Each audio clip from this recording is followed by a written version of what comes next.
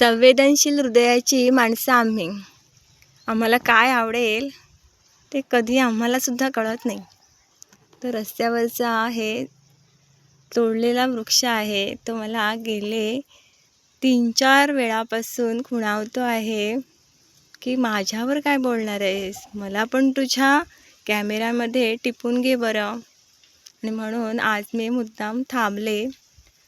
मनात विचार किती दिवस घोळत होता की ह्या छाटलेल्या वृक्षाला आपण मोबाईलमध्ये कॅच करूया.